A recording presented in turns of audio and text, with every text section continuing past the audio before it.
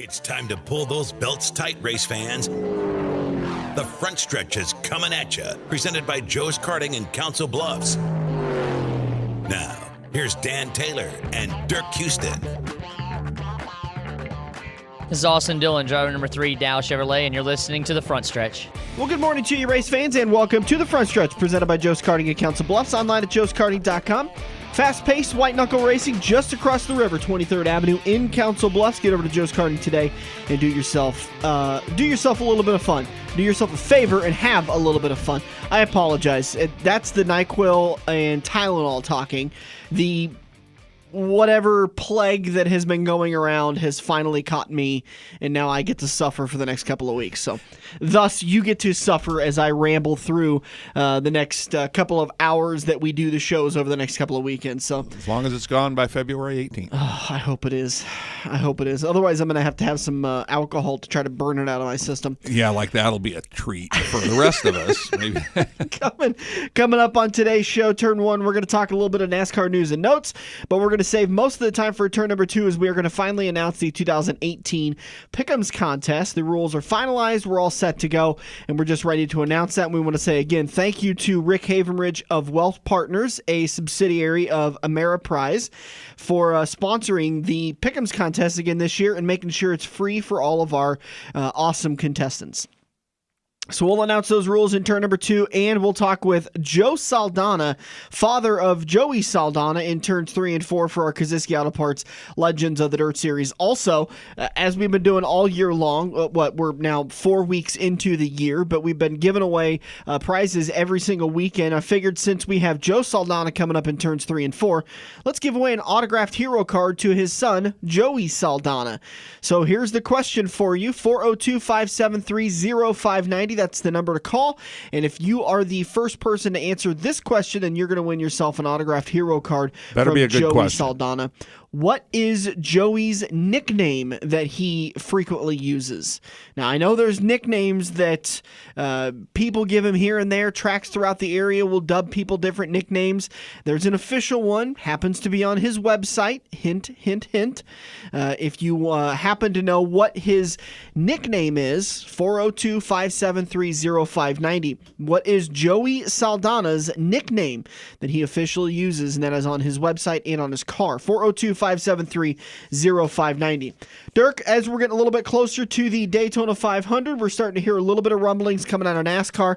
There is actually news to talk about. And last week we heard that Danica Patrick was going to be partnering back up with GoDaddy for her final 2 races. She wants to race the Daytona 500 coming up in a couple of weeks, and she wants to race the Indianapolis 500 as her final 2 send-off races. She has a sponsor in place, but up until this week had no car, and now we have a car.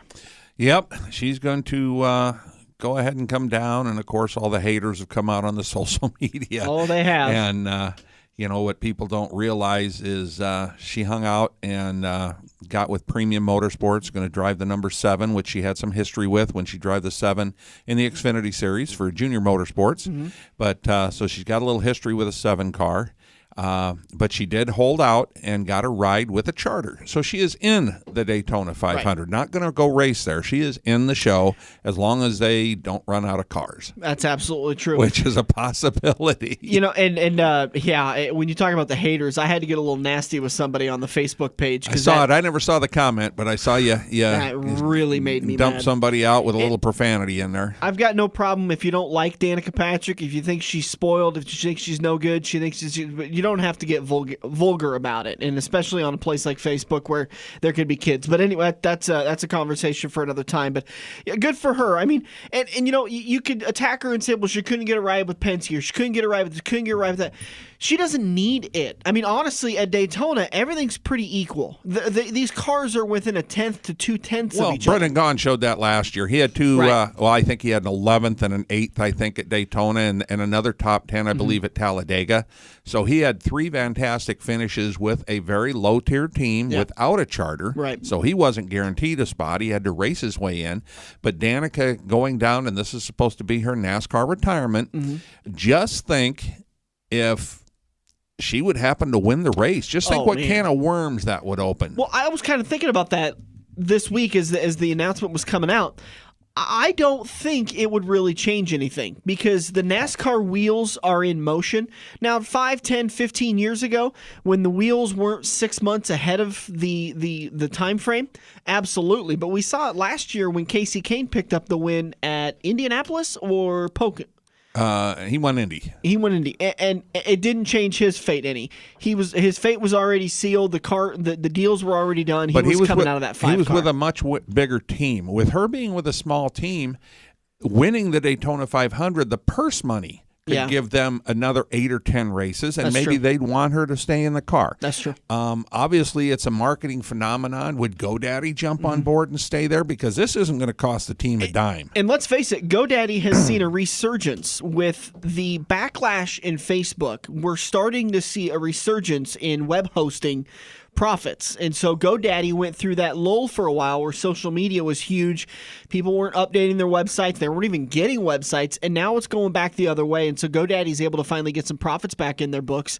And now they're able to go back and help out Danica. So maybe that could be a deal that if they go and win the Daytona 500, then they could start to put some money back into NASCAR. Well, I even think, right off the top of my head, I can't name, the handful of people that have driven for Premium Motorsports, but I'll guarantee you none of them sold as many T-shirts as she's going to this February. Absolutely. Yeah, and man, she is a marketing you can't deny that fact that is an aspect of the sport, that merchandise sales. Oh, she's a bull in the china shop when it comes to marketing. Yep. I mean, there's going to be a ton of T-shirts sold. And by the way, I'm just going to say this. If you want to criticize Danica for getting a ride only because of her marketing ability, I will venture to stress this. This is my own personal opinion. I believe Dale Earnhardt Jr.'s career was extended by several years because of his ability to sell merchandise and to be a sponsorable driver. So if you want to throw a stone at Danica, I think you've also got to consider throwing that same stone at Dale Earnhardt Jr. And I'll say the same thing for Tony Stewart. Quite frankly, he had no business being in a car for the last 2 years of his career, but being the team owner, being a merchandising monster, and being a marketing guy, he was able to stay in that car for a couple more years. Well, and a lot of these young drivers, have the backing. It's money that they brought, just as Danica brought, that got her into the sport. Yeah. She was able to hang on for a couple years without GoDaddy, which a lot of people thought was a surprise, me included. Yep. But, being the marketing phenomenon that she is and that some of these young guys are, there's been articles this week where Kyle Busch is really complaining because now him and Denny Hamlin are the senior members at JGR. And they're not getting any love. And NASCAR's going to all these younger drivers, the Ryan Blaney's. And, I was really surprised when he came out and said that. And by the way, we'll go ahead and pivot and talk about that story. Kyle Busch says that he's not a fan of the way that NASCAR is promoting the youth in this sport. And so when I read the article, I thought maybe they're promoting him in the wrong way. No, his complaint is that they're focusing on the youth in this sport. How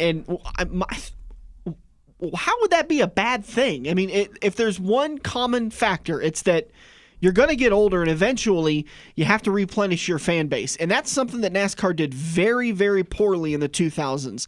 They didn't replenish their fan base, and now we're seeing the result of it, along with other factors that have hurt the sport. Well, it was even more in the 90s when they didn't do it, because from when Jeff Gordon came in, nobody came in with him until Tony Stewart 5 years later. Yeah.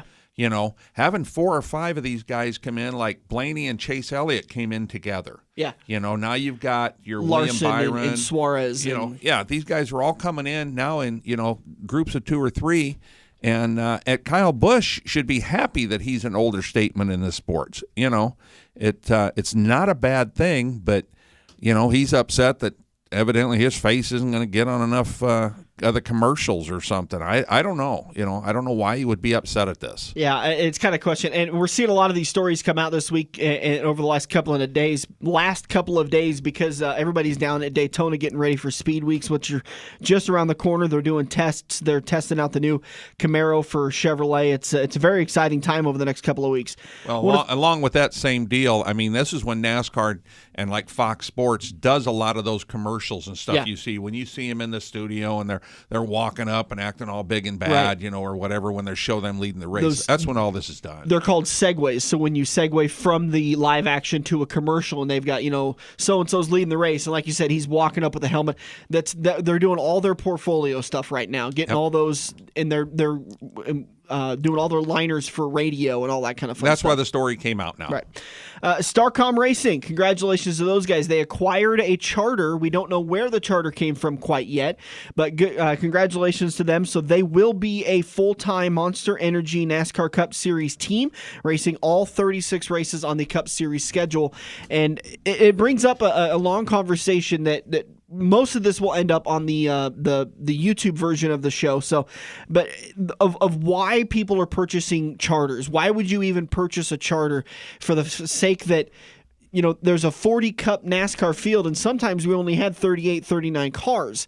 The big incentive for Starcom and that 00 team was to be guaranteed extra purse money. Now, the charter guarantees them a starting position. It also guarantees them extra purse money. So even if they finish 38th or 39th, they get a larger portion of the purse than the guy who finished right in front of them if they didn't have a charter.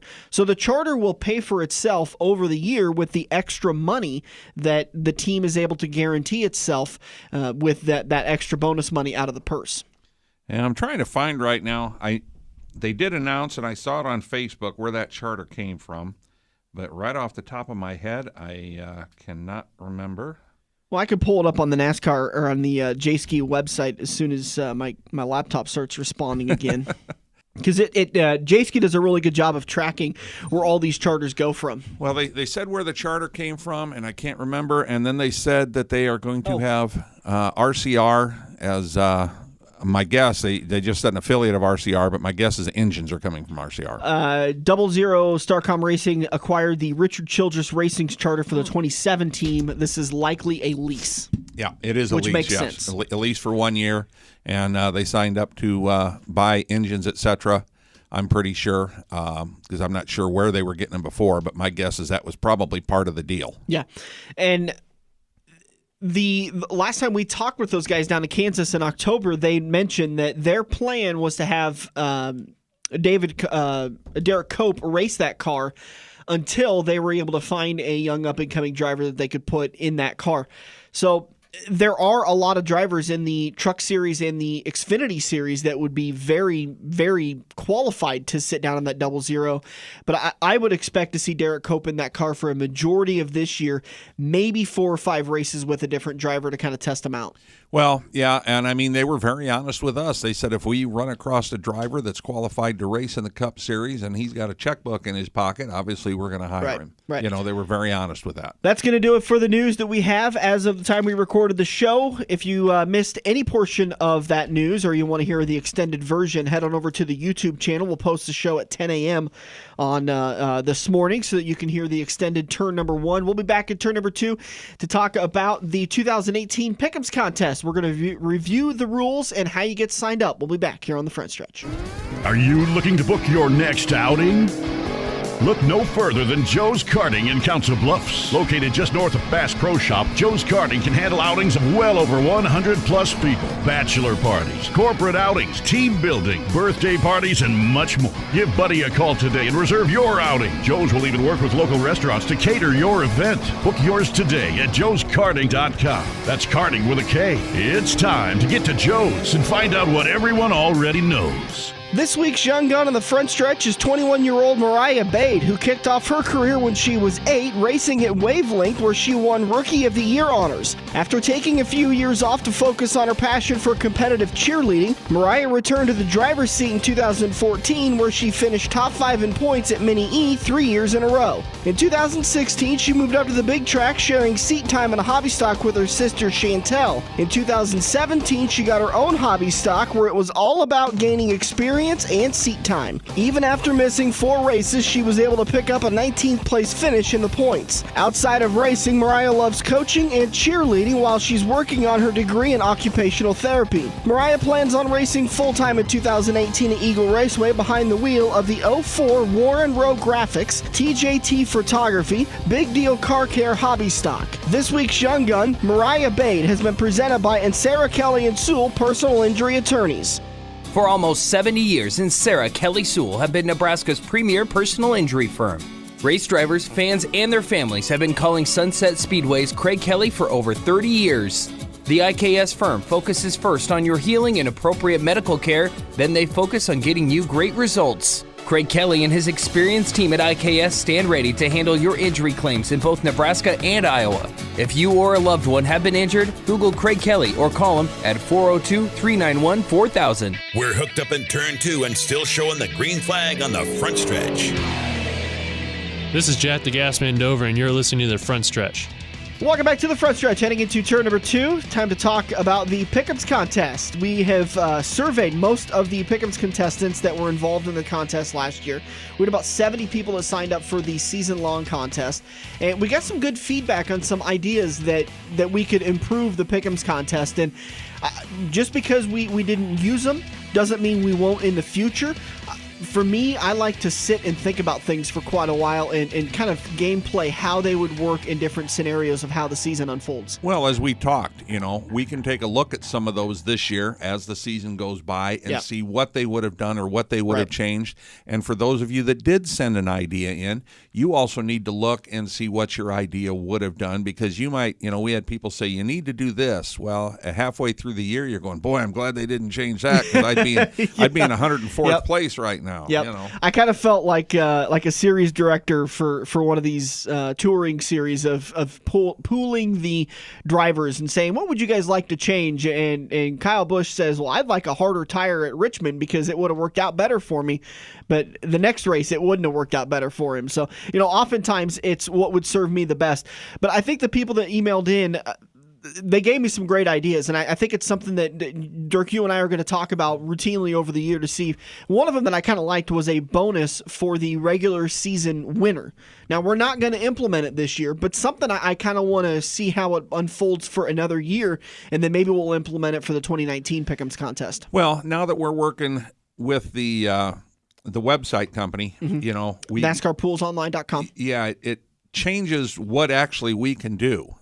We don't even know if they can make that, or if that would be something that we'd have to manually do. So a lot of this has to do with that. One of the reasons we went to this is because the contests were getting so big, and then running the multiple contest with like our 5-week crewman for the day, et cetera, et cetera. We had so much going on that it was getting almost too much to handle. Absolutely. And I thought it was a little difficult with the amount of 5-week contests we had last year. I had several people say they want more. They loved doing those 5-week contests. The website makes them so much simpler to keep it organized as to who you've picked, where you're in the rankings. And it's really not that hard to switch between the active contests. So they want more, and we're going to try to fill it. I mean, this is the year of the giveaways. So we're going to work on getting ticket packages to the Silver Dollar Nationals. We're going to continue to press to get ticket packages to the Knoxville Nationals. Weekly racing, whatever. I mean, we're sure the big tracks are going to keep working with us. They've always been real good with us, getting us, five pair of tickets for like the truck race and the cup race in Kansas, giving us 5 sets of tickets for the Xfinity race and the cup race in Kansas. Newton at Iowa Speedway at Newton's always been good about giving us tickets. Right. So, believe me, folks, if we get them, they're passed on to you. All right, so absolutely nothing has changed year over year. I believe this is the first year that we have kept the contest the same year over year. No slight changes or anything. This is pretty much a carbon copy of 2017. You do need to, if you haven't already created a login on NASCAR Pools Online, if you had one last year, it's still there for you this year, although all of your contests are cleared out. The admin cleared those out at the end of the year. NASCARpoolsonline.com. Make sure you create a login. You head over there. The pool ID, and by the way, I can email this out to you, frontstretchradio@gmail.com. You can send me a note if you want to get involved in the contest, but we're going to go through some of the finer points. FS Pick'em is the name of the league, and then the password is Wealth Partner. because of Rick Havenridge and the support over at Wealth Partners. And if you've been in the contest for the last year, 2 years, 3 years, whatever, you should have already received. Did you send that email out already with that information? Yeah, it went out Friday. To the previous people. Yep. Okay. So we've got that already in the works. The one thing that we did have a lot of confusion with last year that we did not change. So when you get 3 picks per driver for the year, and it does not reset to give you extra picks when you get to the playoffs. Right, a lot of people thought it did, but it does not. And this is a really nice thing about the website is each time you make a pick, it will automatically update next to that driver's name the number of times you've picked them. And when you pick them for that third and final time, there's no warning that says this is your final time. It just grays it out from then on. Yep. So you got to be really careful about that. All right, so if you haven't been a part of the Pick'ems contest ever before and you want to get involved with it, it's really simple. Create your profile on NASCARpoolsonline.com and then follow the link that we send you in the email to get involved in it. It's really, really simple. We take the Monster Energy NASCAR Cup Series Championship points standings. So you pick a driver for Daytona, you're going to receive their championship driver points. And I want to emphasize that because there's also owner points and manufacturer points. We go off the driver's points. You pick Danica Patrick, she wins the race, you get her stage bonus points, and you get her finishing points. We do not count playoff bonus points. Now, we are at the I'm not know what word I'm looking for, but whatever NASCAR says is what we end up. So if there's a penalty, penalty comes out Tuesday, your driver lost 15 points for whatever it happens to be, or 10 points, you lose those points just like they did. When they take a race like they did with the 600 this year and add an extra segment, now that race can get you up to 70 points if your driver wins the race and all 3 segments. Yeah, if it most of sweeps the races are worth just 60. Not something I agreed with. So Right. if it would have been me saying it, no, we ain't doing that. But we don't have a choice. Yeah, and I think I agree with you. I like the way NASCAR did that for Charlotte, but I also agree with you that it now makes Charlotte a more valuable race than any other race because there's more points to get. All right, continue on with the Pick'ems contest. I'll give you an example of what Dirk was talking about. In 2016, Kyle Larson finished third at the June Michigan race, but he failed post-race inspection. NASCAR handed him a 15-point driver penalty. Contestants that picked Kyle Larson for that race were awarded 24 points instead of the 39 points they would have received had he not failed post-race inspection and received a penalty. So that's your example. If a driver fails post-race inspection and receives a penalty from NASCAR, if you picked that driver, you will also receive that penalty. And don't be specific, because if you're going to look at this and look it up and check Dan's numbers, 2016, not Right. 2017 Correct. when he won the race. Correct. Okay, make sure you look at the right year and say, oh, no, he got all these points because this was from the previous year. 16 drivers are going to compete for the Pick'ems contest playoff. Here's how it works. The top 16 people at the conclusion of the 26 races, first 26 races, that is at Richmond, the end of the regular season, the top 26 in points only the top 16 in points only will move on to the playoffs. 17th on back will stay at their normal points, and they will compete for that 17th place. Those top 16 will be reset to 2,000 points. They will also receive 3 bonus points for every driver win that they pick during the first 26 races. For the next 10 races, those 16 people will then shuffle their way throughout, making their final picks and finishing up at the conclusion of Homestead Miami Speedway. The contestant with the most points will be awarded the Pick'em Series champion and will be awarded the trophy at the following Daytona 500. Yeah, we do want to thank Rick for our trophy. I think we do have plans to give out last year's winner's trophy at the Daytona party this year. Correct. And by the way, I saw the trophy that SSS Motorsports had made for the Bill Rick Rookie of the Year award as a part of the Malvern Bank Series, and I'm headed down to Regal Awards. I honestly had no idea that Regal Awards could create something so beautiful. I'm headed down there, and we're going to create that trophy. Well, I know that was one of the names I gave you when you asked me about And I kind of dismissed companies. it. I thought, well, this online company's probably got a lot better, yada, yada, yada. And then I saw that trophy, and if you haven't seen it yet, I shared it on the Facebook page or head over to SSS Motorsports. It is a gorgeous trophy. So I want to get something created that is fantasy related, but very beautiful that you'd be proud to display on your mantle. So that's the Pick'ems contest, and again, we can't say it enough. It's absolutely free because of Rick Havenridge of Wealth Partners, a subsidiary of Ameriprise. So thank you to Rick for helping us out with that. He'll be making sure all the 5-week contests are free also. And then, it's really simple. Pick your driver each and every weekend who you think is going to do best. You can only pick a driver up to 3 times in the entire season. You'll receive their points. Whoever has the most points at the end of the 26 races, top 16 move on to the playoffs. 17th on back will continue to fight, and then we'll figure out who's going to be the champion. Like we did at the end of the season this year, after everything was official and finalized, stamped in stone and done, we'll start mailing out prizes, and that's autographed items we have over 200 items in our prize vault, and that's starting right now. Better yet, when we go to Kansas and we go to Iowa, we go to Knoxville and on all these different tracks, and we get all these different autographs. We go to I-80 and Eagle and get local stuff too. So we're going to get tons of items. You'll be able to pick from that according to your finishing position, and you get it all do all that for free. What's better than Absolutely that? free. All right, we're going to take a break. We'll come back in turn number 3 for the Kosiski Auto Parts Legends of the Dirt Series. Joe Saldana, father of Joey Saldana, will join us to kick off today's Legends of the Dirt Series. We'll talk about his career, his time in USAC, his time with the Indianapolis 500, and how special that was for him to race that race. You'll be hearing all that coming up next on the front stretch. Hey, just in case somebody missed the first part of our show, what's that trivia question to win that autographed item this If week? somebody hasn't claimed it yet, 402-573-0590. What is the nickname that Joey Saldana uses? Joey is Joe's son, so Joe Jr., Joey. What is the nickname that Joey Saldana uses? 402-573-0590. We'll be back here on the front stretch. We all have that coworker that runs their mouth off at how great they are. They shot a 5 under par, 95-mile-an-hour fastball, bench press 375, brah. Wouldn't you love to shut them up by schooling them at Joe's Karting? Council Bluffs' premier indoor karting track, professionally designed so each corner is your opportunity to embarrass your coworker. Call Buddy for your next company outing at 712-256-5278. Joe's Karting, white knuckle racing just across the river on 23rd Avenue next to AMC 17. If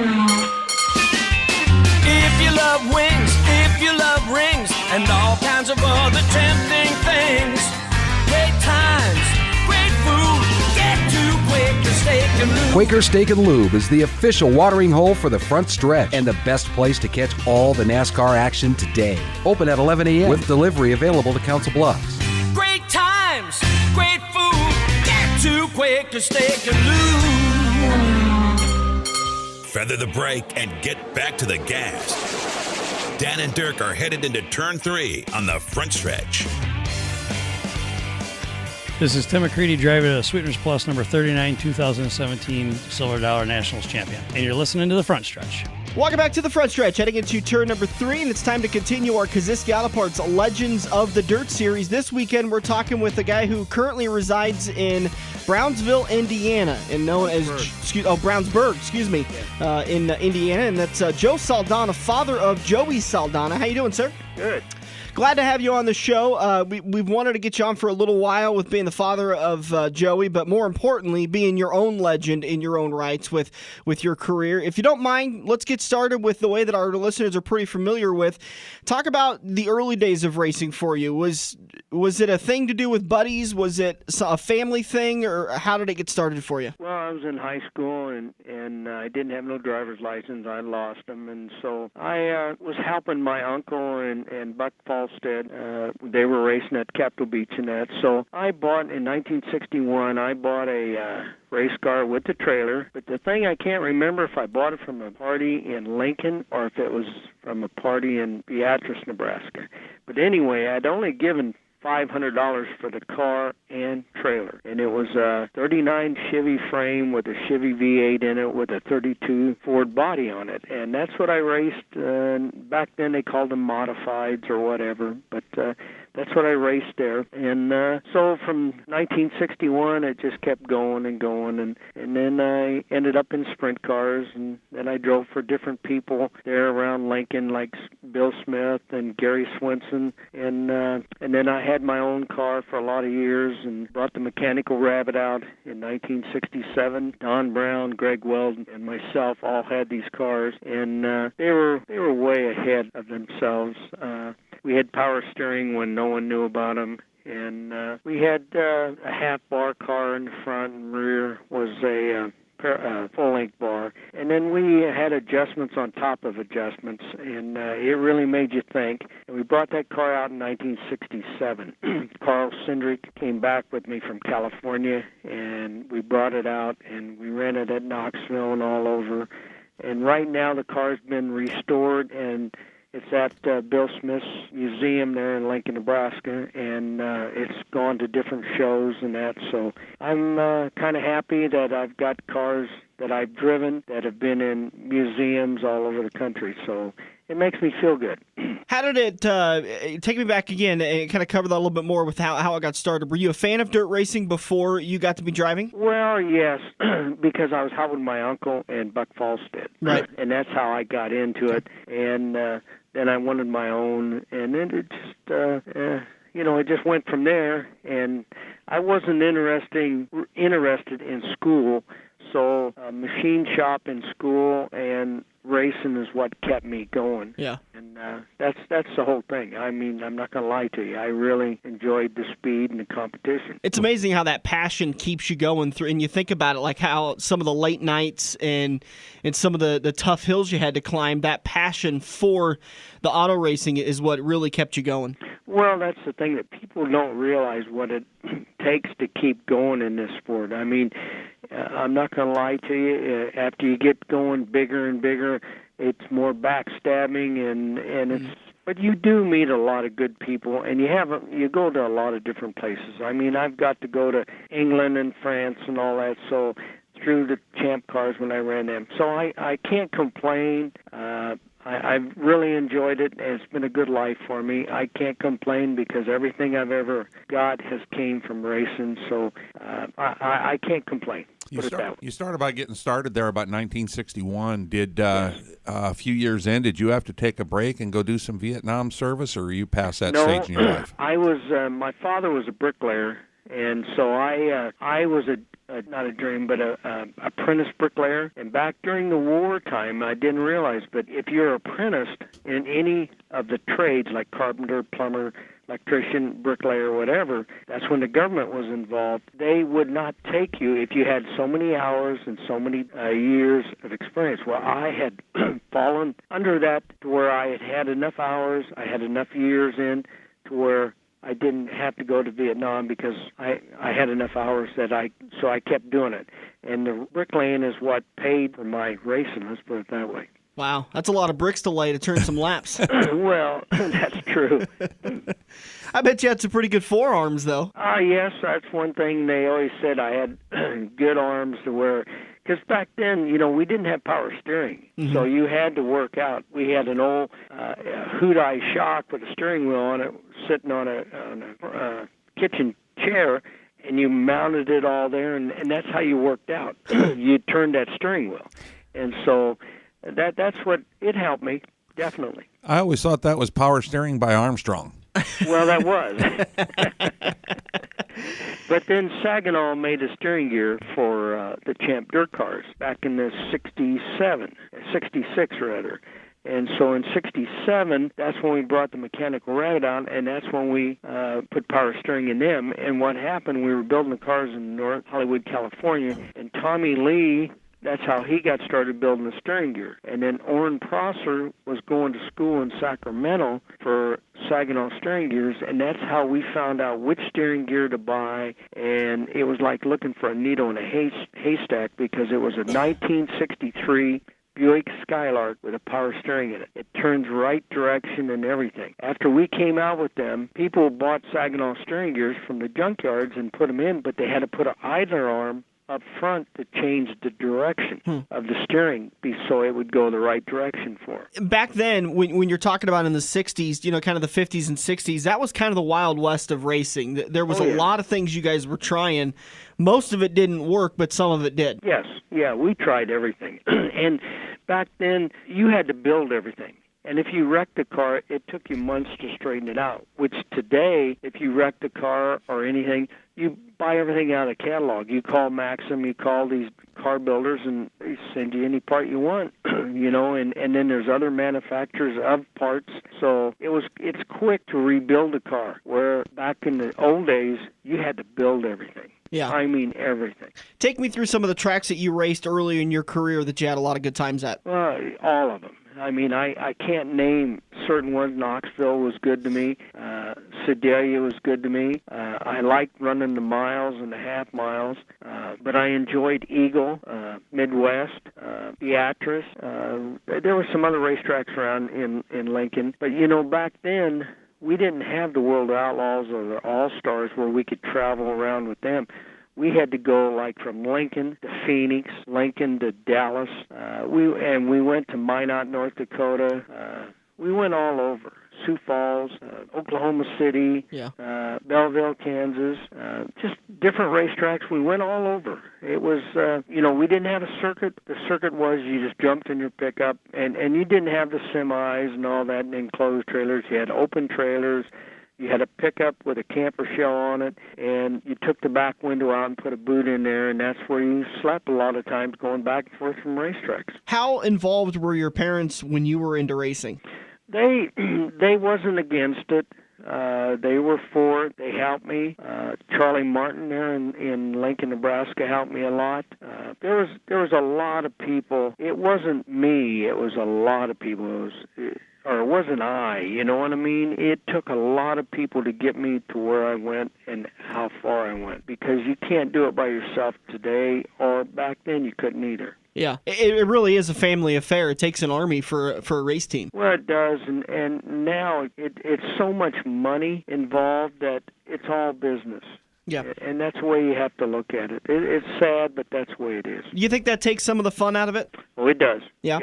Yes. Because back then, if you needed something, anybody would loan you anything. Yeah. I mean, they would help you and everything. And like the other drivers would say, we'll help you until you beat us. And then we're done. Then we're done. And then you're on your own. So, I mean, today, they don't help nobody. Yeah. It's a cruel world. It's pretty cutthroat when you get up to that World of Outlaw series. Yes. Or any big series. Those big touring series. Yes. Mm-hmm. You also get into the business side of it when the car owners want you to go one place to race, and you might say, well, I do good at this track, but it might only be paying 30% of what the other race is paying, and you got to go where the boss says to go. That's it. And the way it is, it's so expensive, you have to go where they want you to go. I mean, you have no choice today. It's strictly up to them, and and some owners don't care. They would rather just pick and choose and have fun. Yep. And then other ones, they want to run the World Outlaw, or they want to run USAC, or they want to run certain places, and that's just the way it is. When you were talking about how you'd haul from Lincoln to Minot or Lincoln to Oklahoma, what would be the deciding factor with where you went and raced that week? Well, because if we had nothing going on, we'd have to try and find a racetrack where we could run Friday, Saturday, and Sunday. And sometimes you'd do the fair dates, which was Oklahoma, Belleville, Kansas, and all that kind of stuff. So you would go and do them to where maybe you could catch another race somewhere else and have 2 nights instead of running 1 night. Yeah. Or at the end of the season there at Midwest and Eagle, or Capitol Beach even, when I first started those racetracks, we would go, and after the season closed, you'd have to go south, something like that, so you could keep racing. And what it is today is seat time. The more seat time you get, the better off you are. Yeah, that was going to be my next question. Did you have a target number of races per year you wanted to hit? Oh, no. Back then, we didn't have like they have today. Like my son's run 119 shows in a year. Yeah. And, so it's a lot different back then. We didn't have all the racetracks either, and they didn't pay the money they pay today. I mean, when we raced, $500. In fact, they showed me a deal that when I had a clean sweep at Knoxville, Iowa, I made $365.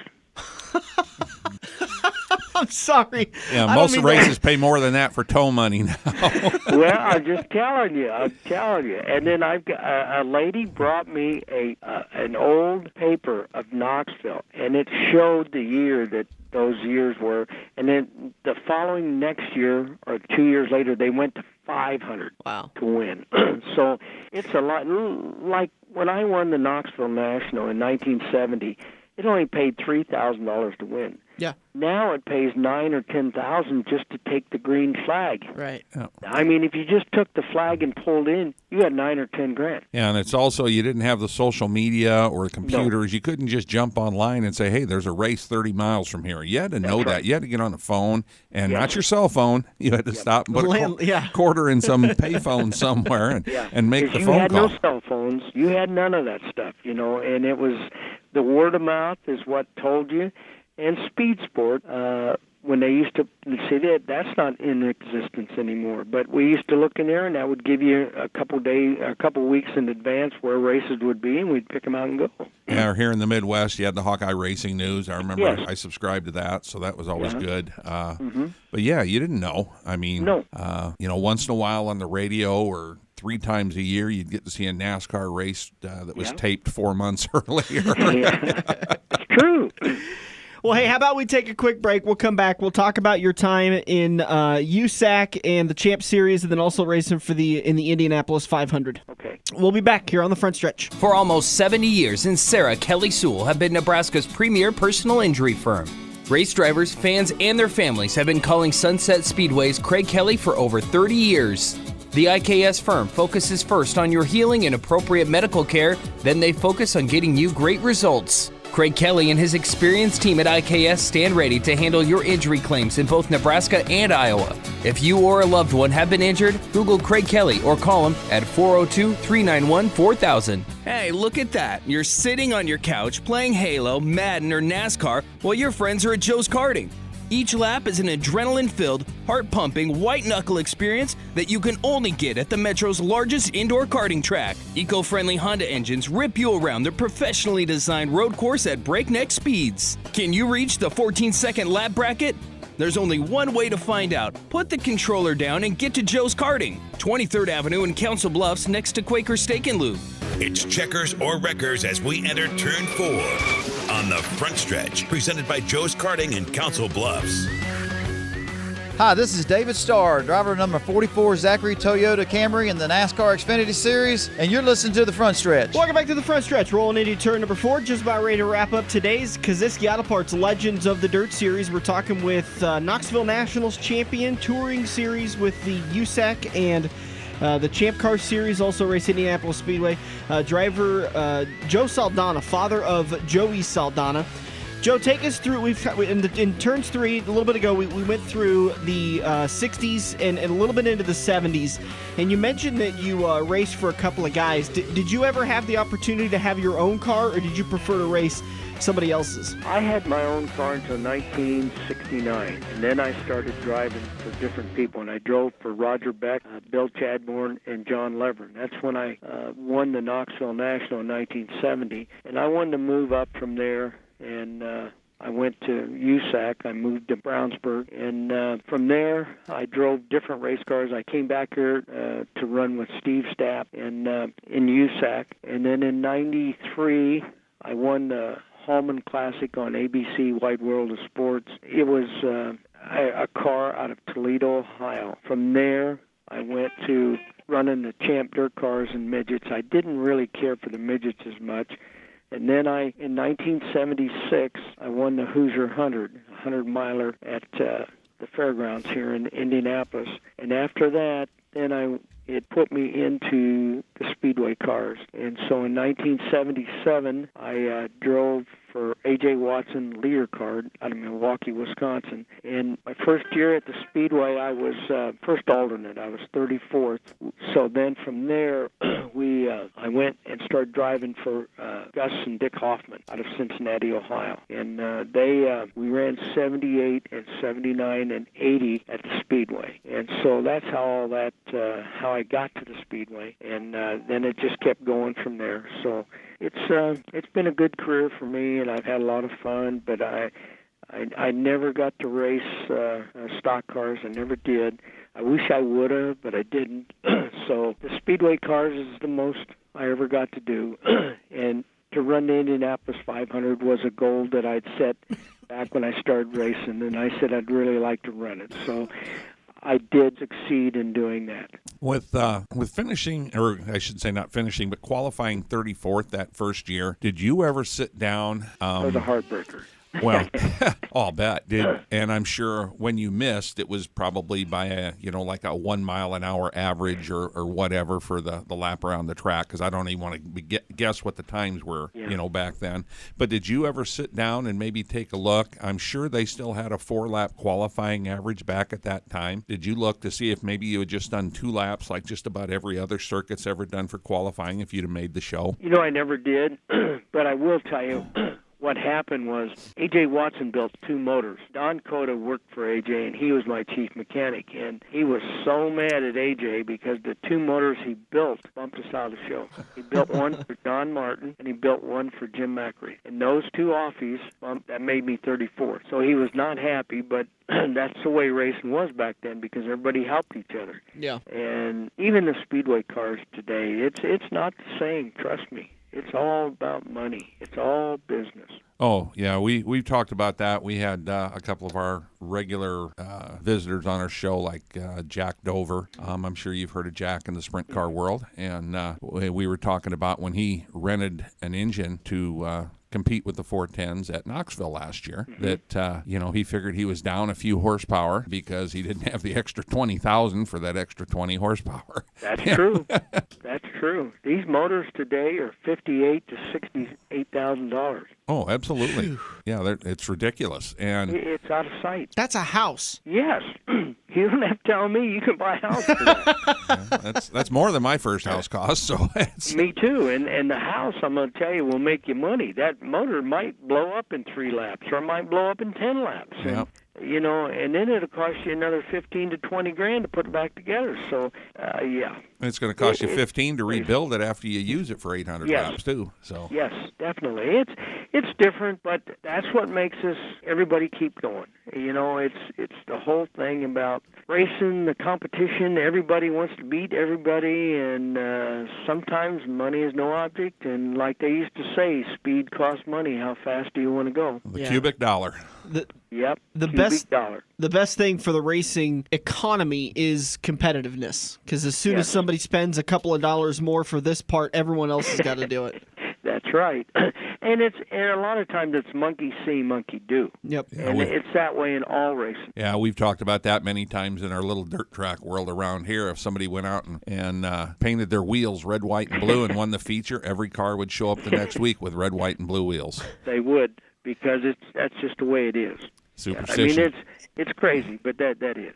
Let's talk about later on in your career. At what point did Joey, your son, start getting involved with your racing? Joey used to go with me to the races, and I had in 1988 when he started running, and I quit when I was 40. And my son and I have talked about it because he's probably on his last 2 years of racing. But he said, "Dad, you retired when you were 40." I said, "Yes, I was forced to. I'm not going to lie to you. The story is, and I'll tell you the truth. In 1984, the banker, where I banked, I was getting ready to buy 33 acres of commercial ground here. And they said to me, "Joe, you're worth more to us alive than dead. And here's the deal. We want you to quit racing." And I said, "Here's the deal. If you'll let me," I said, "I want to run 1985.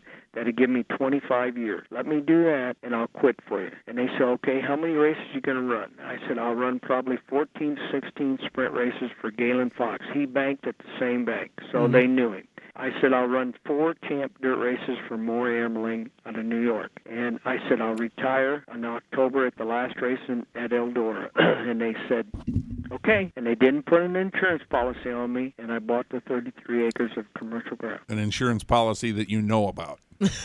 Yeah, you're right. Well, they didn't make me pay for it. Put it that way. So it was a deal. In order to get the land, you had to retire. Well, yes, because I could see where I was coming to an end of my career, and I wanted something more. And that was one thing I always said when I quit racing. I didn't want to be broke. I didn't want to be divorced. And I didn't want to be an alcoholic. Man, you asked for a lot. Well, that's the way it was. And that's how I felt. And and then when I did quit, I was upset. I'm not going to lie to you. The first year, it really hurt. Second year wasn't too bad. And the third year, I didn't care if I ever went back to a sprint car race. Well, it's an addiction. I mean, we've talked about this. I mean, it's when you get it in your blood, it's so hard to get away from it. Oh, definitely. And then it's almost like a crash. Yes. You know, when you get away from it, like you mentioned, you didn't even want to go to a race. No. But then when my son started racing in '88, well, he actually, '86 and '87, we started running go-karts, and we ran a mini sprint with him.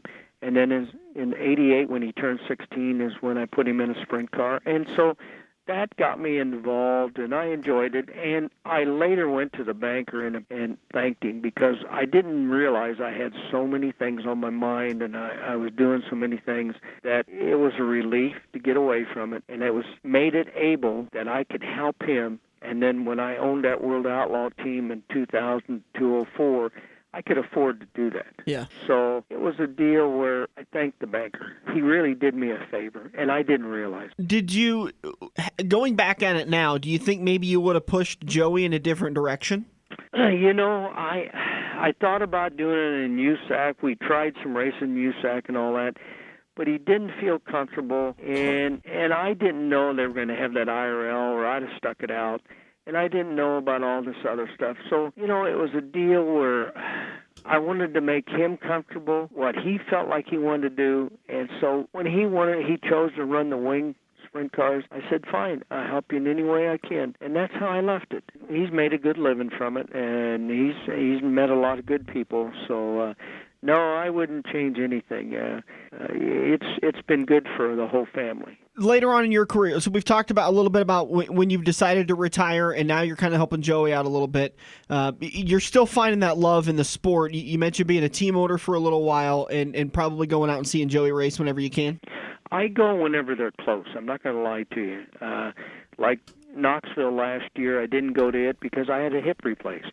So that'll do it. Or no. My wife had a knee replaced. That's what it was. I had a hip replaced just this December. So no, it's sometimes in your life you can't do things that you want to because of your health, and your health means more than anything. And so, like I told him. I told him, I said, I may not be able to get there this year because my wife's having a knee operation. So when you do go, like if you would go here coming up in August of 2018 to Knoxville, do you go out and hang out in the pits, or do you go up in a suite? Oh, no, hang out in the pits. I'm not a very good watcher from the stand. No, I couldn't do that. Yeah. Are you going to plan on being there this summer? I can't. Well, you know, if he goes there some different times, I might be able to because I can get away. I have rental properties and commercial buildings, and they keep me busy. Trust me. Yeah, I bet that's a good business to be in, is rental properties. Yeah.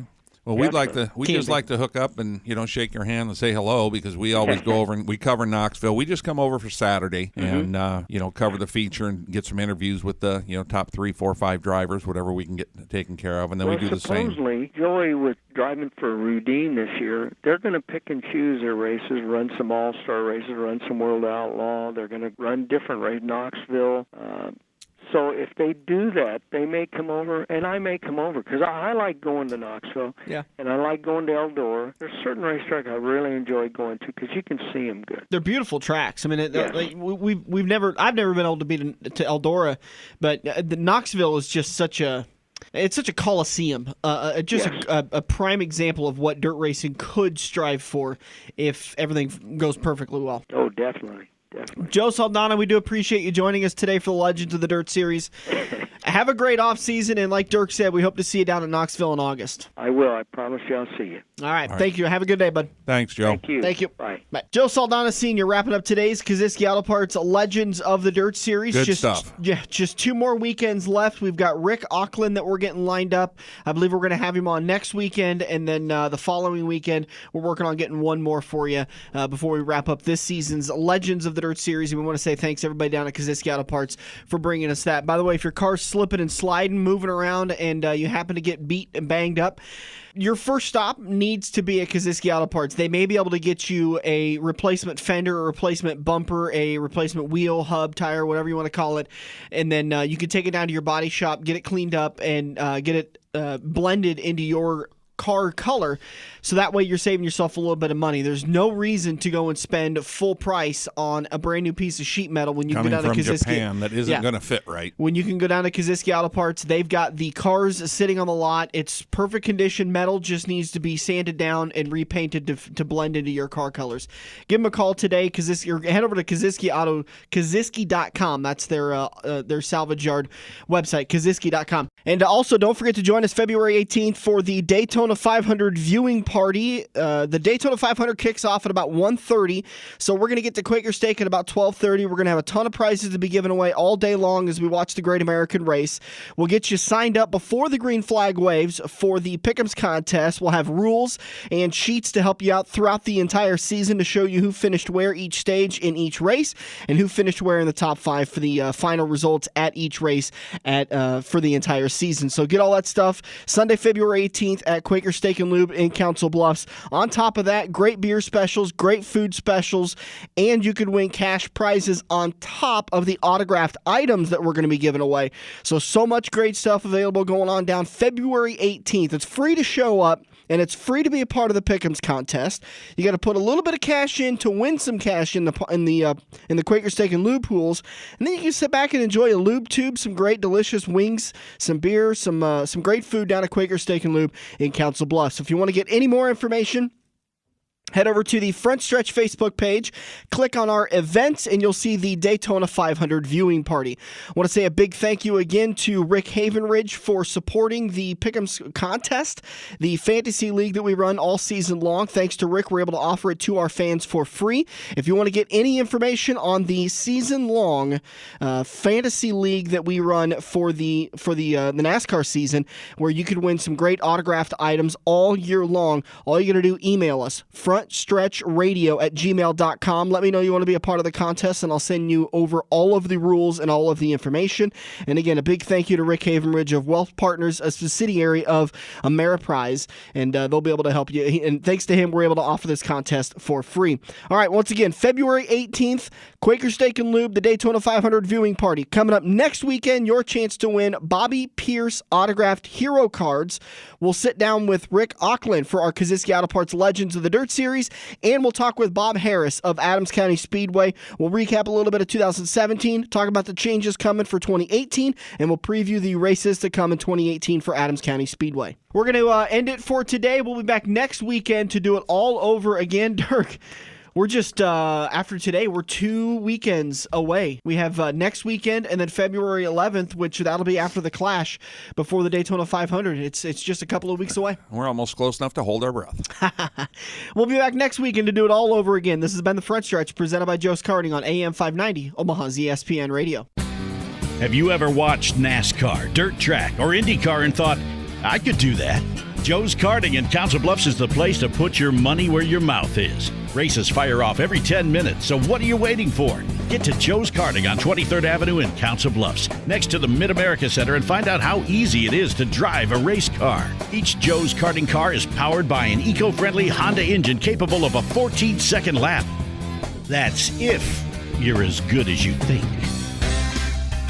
The official watering hole of the Front Stretch has you covered any day of the week with the best wings, great burgers, and amazing steaks. Each weekday from 4 to 6 is happy hour, featuring $1 off draft and well drinks plus $4 Luberitas. Mondays are kids' night. Tuesdays are all-you-can-eat wings for $12.95, and the lube even delivers to the Council Bluffs area. Like Quaker Steak and Lube Council Bluffs on Facebook for a full list of weekly events. Get to Quaker Steak and Lube. Mid-America Drive, Council Bluffs. Any driver will tell you that the key to winning a race is preventive maintenance. Pat at Eccles Heating and Air can make sure your wallet is on the winning side with a preventive care package. Pat will look over your existing unit and make recommendations to make sure you're toasty warm this winter. Drivers trust Pat at the racetrack with their safety, so you know you can trust him with your home heating. Call Pat today at 402-331-1755 and schedule your heater checkup. Eccles Heating and Air. This has been the Front Stretch Radio Show, presented by Joe's Karting in Council Bluffs. To contact Dan or Dirk, find them on Facebook at The Front Stretch or email them at frontstretch590@gmail.com. If you missed any part of today's show or want to hear a previous show, subscribe to the Joe's Karting YouTube page, where you can find almost every Front Stretch show.